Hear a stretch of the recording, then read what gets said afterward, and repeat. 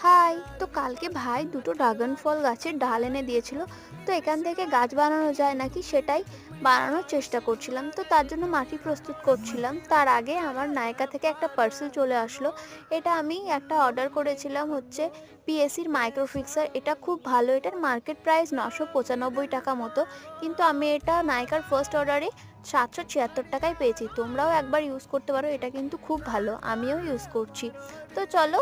তো তারপরে আমি মাটিটা রেডি করে নিয়েছি। আমি মাটির জন্য ৫০% মতো মাটি আর ৩০% গোবর সার আর ২০% বালি দিয়ে ভালো করে মাটিটা মিক্স করে নিয়েছি। আর এইভাবে ইউটিউবে দেখিয়েছিল, তাই আমি ইউটিউবের প্রসেসটাই ফলো করছিলাম। একটা ভিডিওতে দেখেছি, তো হলেও তোমাদের সাথে শেয়ার করব, না হলেও তোমাদের সাথে শেয়ার করব। শেকড়টা আমি পরে কেটে বাদ দিয়ে দিয়েছিলাম। আর এদিকে বোনকে পাঠিয়ে দিয়েছিলাম জল আনতে, যাতে জলটা দিয়ে মাটিটা ভিজিয়ে নিচ্ছিলাম, যাতে এই ডালগুলো না নড়ে যায়। নড়ে গেলে তখন হবে না। তো চলো, টাটা, দেখা হচ্ছে নেক্সট মিনি ব্লগে। বাই।